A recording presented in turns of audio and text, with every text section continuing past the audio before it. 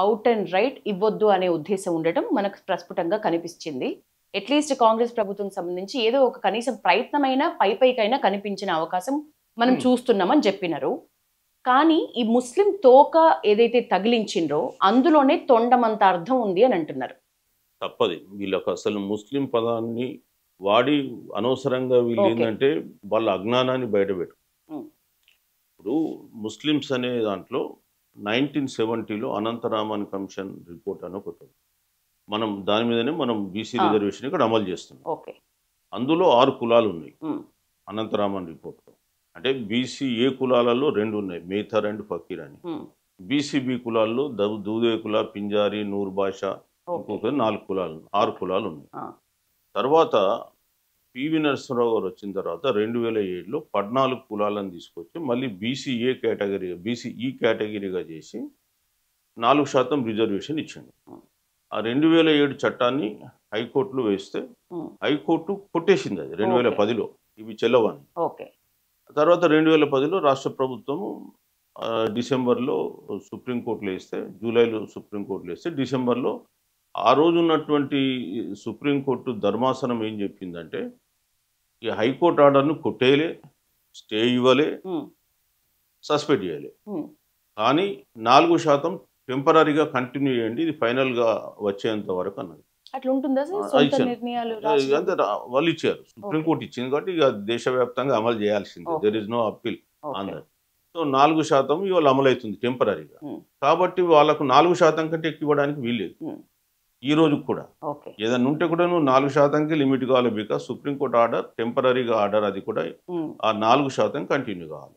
కాబట్టి ఇప్పుడు నీకు వీళ్ళకి 10% వస్తుంది, 10% జనాభా ఉందని వీళ్ళు లేనిపోయిన అసత్య ప్రచారాలు చేస్తున్నారు కదా. ఉమ్, 4% కంటే మించి వచ్చే అవకాశమే లేదు. ఓకే. ఒకవేళ 4% కంటే ఎక్కిస్తే సుప్రీంకోర్టే మళ్ళీ కొట్టేస్తుంది. ఓకే. అదొకటి. ఆ, రెండవది ఏమంటున్నామంటే మీరు బీజేపీ పాలిత రాష్ట్రాల్లో ముస్లింలు బీసీలలో లేరా?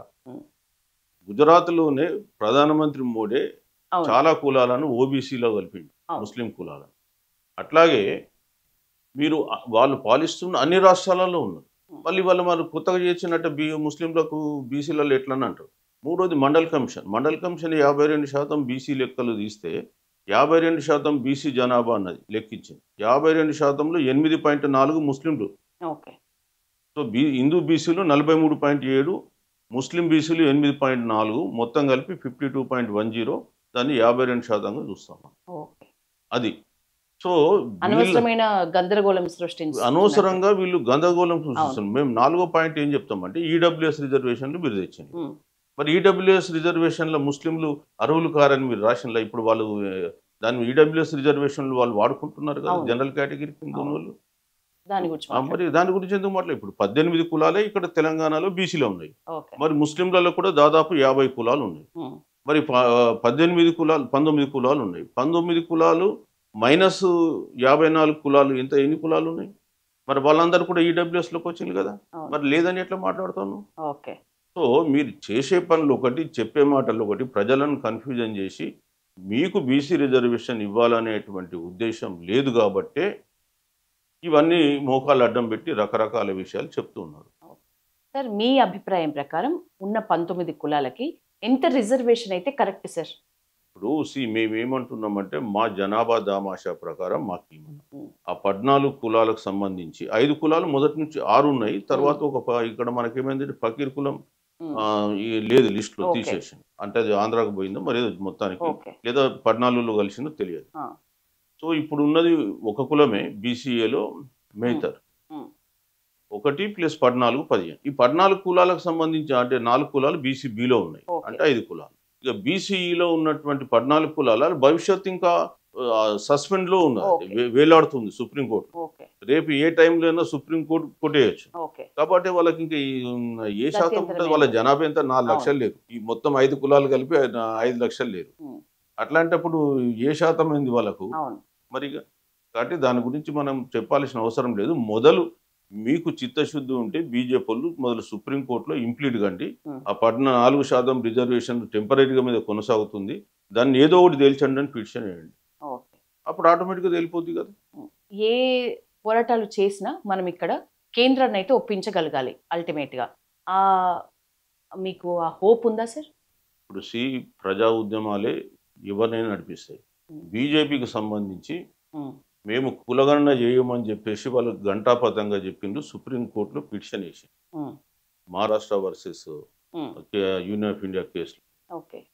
వేస్తే వాళ్ళు ఇవాళ కులగణన చేస్తామని ఎదురు చెప్తున్నారండి. ఆ, ఇవాళ వాళ్ళు పాలసీ తీసుకున్నారు కదా, ఎట్లా అవును. మారిండ్రు వాళ్ళు? ఉమ్, అన్ని రాష్ట్రాలలో నుంచి ఫీడ్బ్యాక్ తీసుకున్నారు. ఇవాళ బీసీలు సంఘటితమైన పోరాటానికి సడిగా ఉన్నారు. కులగణన చేయకపోతే మనం మళ్ళీ రేపు తెల్లారి బీసీ ద్రోహులుగా మిగిలిపోతామని కులగణన చేస్తామని ప్రకటించారు. ఇట్లని ఇప్పుడు రిజర్వేషన్లకు సంబంధించి కూడా అన్ని రాష్ట్రాల నుంచి ఉద్యమాలు పుట్టుకొస్తే ఆటోమేటిక్గా వాళ్ళు సరి చేసుకుంటారు. రిజర్వేషన్ల సాధన సమితి ఈ దిశగా అడుగులు వేస్తుంది. సో 24వ తారీఖు నాయకులు ప్లస్ అన్ని పార్టీలను కూడా మీరు ఆశ్రయించబోతున్నారు. సో పిలుస్తున్నారు. దాన్ని బట్టి చాలా కొంతవరకు క్లారిటీ వచ్చే అవకాశం ఉందా సార్?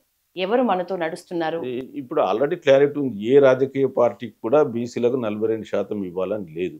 అయినా వాళ్ళని సెన్సిటైజ్ చేయాలని చెప్పేసి పిలవడం జరుగుతుంది. మాకు అప్రోచ్ తెలుసు అవ్వాలనుకుంటున్నారు. 3 పార్టీలుగా కూడా ఇంట్రెస్ట్ లేదు. ఉమ్, కాబట్టి వాళ్ళని కూడా కొంత ఇందులో ఇమ్మర్స్ చేద్దామని తీసుకొస్తున్నాం. సో సో చూద్దాం ఎంతవరకు వాళ్ళు సహకరిస్తారు.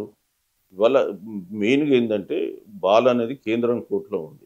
కేంద్రం అనుకుంటే వారం రోజుల ఇష్యూ. ఇప్పుడు మళ్ళీ మనకు శీతాకాల సమావేశాలు అవును. డిసెంబర్లో స్టార్ట్ అవుతున్నాయి. ఉమ్, అట్లీస్ట్ ఆ శీతాకాల సమావేశాలలో నవంబర్ డిసెంబర్లో జరుగుతుంటాయి.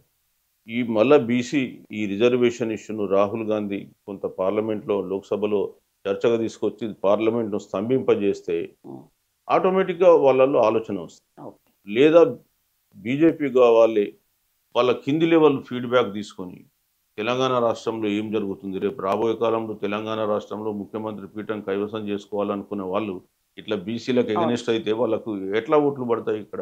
కాబట్టి వాళ్ళు తిరిగి ఆలోచించుకొని 9th షెడ్యూల్ కొరకు పెట్టగలిగితే అంతకంటే గొప్ప విశేషం లేదు. కానీ ఒకటే ఒకటి నేను చెప్పేది, ప్రజా ఉద్యమాలు ఉంటే ఏ గవర్నమెంట్ అయినా ఎవడైనా దిగిరాక తప్పదు.